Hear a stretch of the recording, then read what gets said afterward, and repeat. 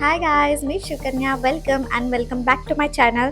माझ्या आधीच्या व्हिडिओला जो हेअरकट ब्लॉग होता त्याला खूप भरभरून प्रेम मिळालं, त्यासाठी खूप खूप धन्यवाद.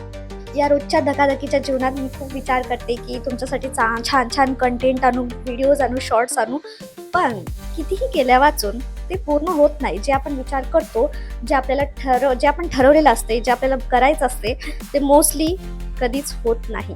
I have so many good ideas in my mind की आज मला हा व्हिडिओ शूट करायचा आहे, आज मी हे ट्राय करल, आज मी हे शूट करल, पण जे आपण मनात विचार करतो ना तसं कधीच होत नाही, बिलकुल नाही. इम्पॉसिबल हा शब्द आपल्या डिक्शनरीत असायलाच पाहिजे नाही, पण जे कोणी मुंबईत राहते ते माझ्याशी ॲग्री करतील की हा इम्पॉसिबल वर्ड माझ्या डिक्शनरीमधून कुठून आला. हाय, सगळ्यात आधी जे एक सगळ्यात मोठं मिथ आहे की आता जॉब लागल्यावर तुमची लाईफ सेट आहे, तर हे एक मिथच आहे, एक कडू सत्य आहे.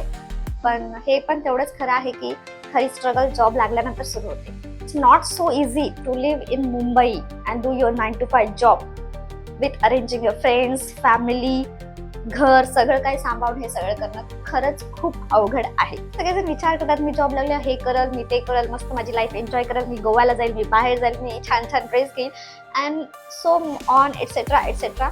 पण यातलं काहीच होत नाही.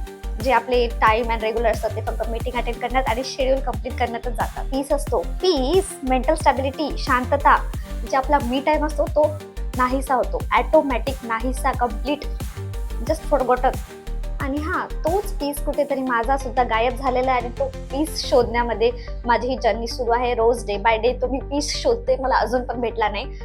भेटल्यावर मी नक्की सांगेल तुम्हाला.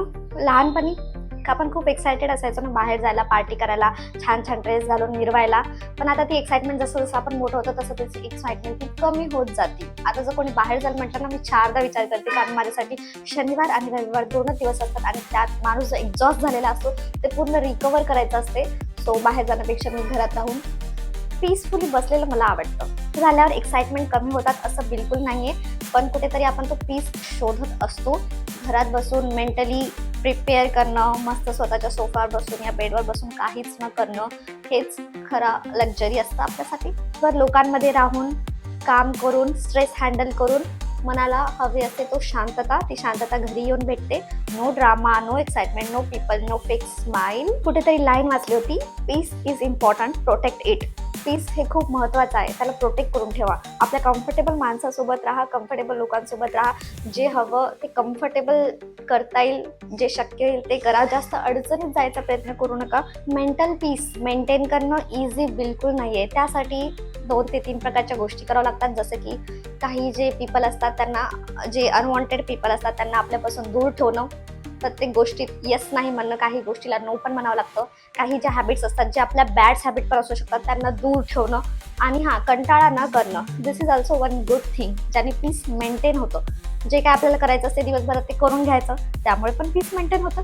हे सगळं करणं सेल्फिशपणा बिलकुल नाही आहे. स्वतःसाठी आपण काही चांगल्या गोष्टी करत असाल तर तो सेल्फिशपणा बिलकुल नाही आहे. दुसऱ्याला लोकांना इम्प्रेस करणं प्लीज सोडून द्या, ते आजकालच्या जमान्यात चालत नाही. कोणी नाराज होईल, कोणाला राग येईल, अरे बाबा मी असं काही बोललो तर समोरच्याला राग येईल, प्लीज लेट इट बी. येऊ द्या राग, आपल्याला पण येतो. आपला पीस महत्वाचा आहे सगळ्यात आधी. हे सगळं सांगण्याचं तात्पर्य एकच आहे की स्वतःला मेंटली एक्झॉस्ट बिलकुल करायचं नाही. कोणाला जर राग येत असेल तर येऊ द्या. जो जेन्युइन पीपल असेल ते खरंच समजून घेतील. लोकांना एक्सप्लेन करणं टाळा यार, प्रत्येक गोष्ट एक्सप्लेन करायची नसती. ज्याला कोणाला समजून घ्यायचं तो समजून घेईल, जो जेन्युइन असेल तो समजून. Few people, few friends and no over thinking, this is luxury to me nowadays. A peaceful mind is the real glow up. हे मी कुठेतरी वाचते म्हणून सांगते. This is always true. कारण बाहेरचं सगळं टेम्पररी असतं, जे खरं ट्रूथ असते ते इनर पीस मध्ये असते, मनातल्या शांततेत असते आणि ते आपल्याला प्रोटेक्ट करावंच लागते. आय नो, सॉरी जास्त वेळ घेतला मी. Thank you for watching my videos. तुम्हाला कोणत्या नेक्स्ट सब्जेक्टवर माझे व्हिडिओ पाहायचे ते मला कॉमेंट बॉक्समध्ये सांगा, मी नक्की व्हिडिओ बनवायचा